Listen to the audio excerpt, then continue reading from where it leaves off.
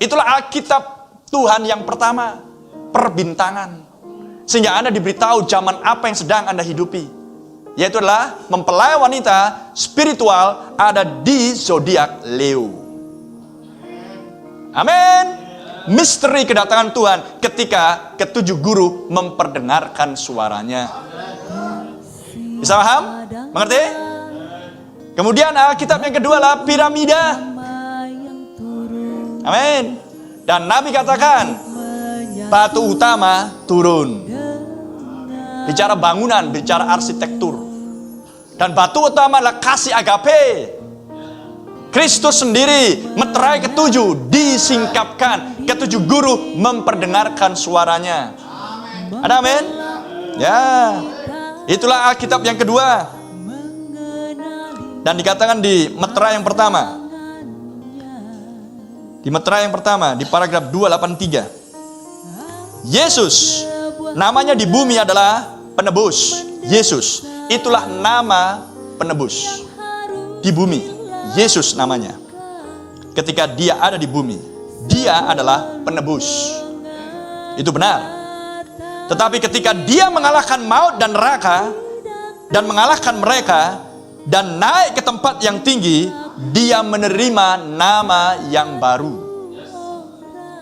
Itulah alasannya orang-orang berteriak-teriak dan mereka tidak mendapatkan apa-apa. Paragraf 284. Karena mereka hanya menyebut Yesus, Yesus, tapi mereka tidak mengenal pribadi itu. Mereka tidak mengenal penulis Alkitab itu sendiri. Amin. Karena mereka memahami tentang Yesus sejauh yang diajarkan oleh sekte, denominasi, dan organisasi mereka. Tergantung merek apa mereka, dari mana pengajarannya berasal.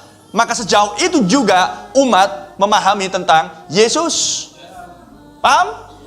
Dan mereka semua sudah disesatkan dengan doktrin yang sama, yaitulah Trinitas. Amin.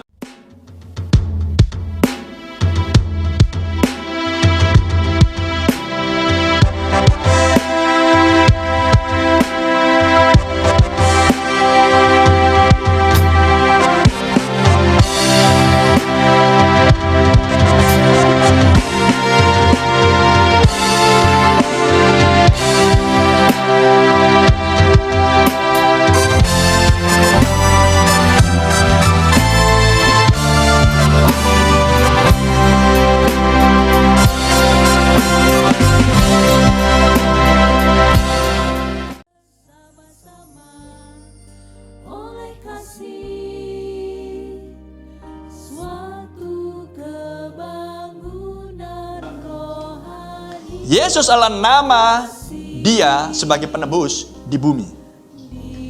Paragraf 284. Nama yang baru akan disingkapkan di dalam guru-guru. Paham? Ada di situ?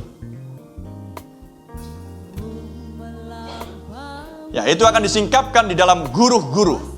It will reveal in the thunders. Paham?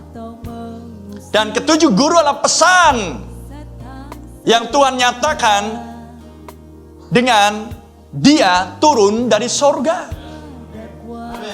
Amin. Sang Raja menyatakan dirinya.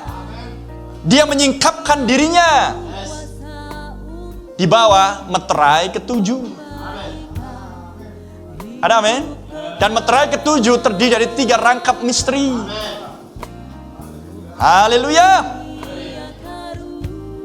Nama dia yang baru akan disingkapkan di dalam guru-guru itu. Sehingga Anda bisa melihat di sini. Haleluya. Sehingga Anda bisa melihat di sini. Pribadi Yesus yang sesungguhnya, dialah penebusmu, dialah juru selamatmu, dialah kepalamu. Amin. Dialah sang raja, dialah nabi di atas segala nabi, dialah imam besarmu, dialah Elohim, dialah Jehovah, dan segala penyebutan itu. Dialah Bapa, dialah Anak, dialah Roh Kudus. Amin. Sehingga di akhir zaman berkumandangnya ketujuh guru menyingkapkan nama yang baru dari Allah itu. Seperti yang dikatakan di Wahyu pasal 3 di zaman Philadelphia. Barang siapa menang, aku akan memberikan kepadamu nama Allahku, nama kota Allahku. Siapakah Yesus? Allah yang hidup. Amin. Yesus di bumi, dialah penebus. Oh brother, itu akan meledakkan kepala banyak orang. Gak bisa mengerti aku, gak bisa aku tangkap. Berdoa, udah berdoa, gak ngerti juga. Berdoa untuk pewahyuan. Gak mengerti juga, ya gak tahu lagi. Ataukah gak ada perwakilanmu di dimensi yang keenam.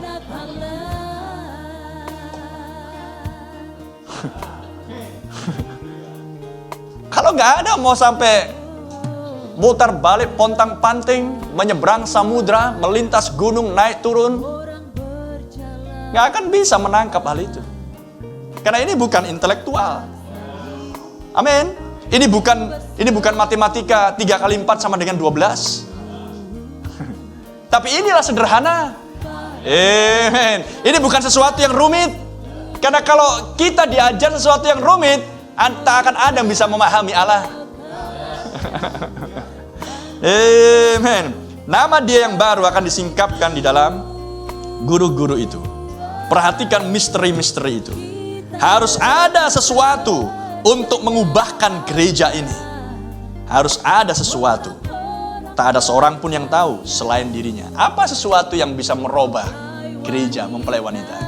Berbunyinya ketujuh guru, dengan tersingkapnya meterai ketujuh. Tak ada seorang pun yang tahu, hanya dia yang tahu. Haleluya. Amin. Sekarang dia itu yang tak lain adalah Bapa itu sendiri di dalam rupa Roh Kudus. Amin. Dan di bumi di dalam pelayanan nabi, anak manusia. Oh, haleluya. Mungkinkah nabi tanpa Roh Kudus? Nabi wrong, nabi palsu. Nabi palsu. Seorang nabi yang benar harus Roh Kudus di dalamnya. Amin. Secara fisik dialah nabi. Amin. Tapi di dalam dia adalah Kristus dalam rupa Roh Kudus. Dan secara fisik dia disebut pelayanan anak manusia. Bisa nangkap? Jadi kalau saya menyebut Roh Kudus, Kristus, anak manusia, nabi, jangan Anda bingung. Anda harus bisa melihat perbedaannya. Nabi berarti fisik, oknum manusia, bernapas. Pelayanan anak manusia berarti status nabi. Amin.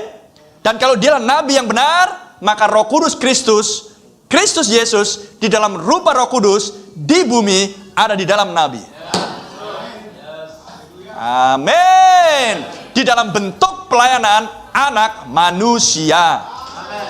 Sehingga dengan demikian Anda bisa melihat masa-masa kepengantaran sudah berakhir. Karena dia sudah turun dari kemuliaan dia, teofani dia meninggalkan kursi kepengantaraan, dan sekarang dia ada di dalam tubuh anak manusia, nabi, dan mengumandangkan ketujuh guru. Pesan itu untuk menghasilkan mempelai wanita, ratu bagi sang raja, mempelai wanita bagi mempelai pria. Ada amin. Dan otomatis sebagai mempelai wanita, sebagai ratu, sebagai istri, dia memperoleh nama sang suami. Nama dia yang baru akan disingkapkan di dalam guru-guru itu. Haleluya.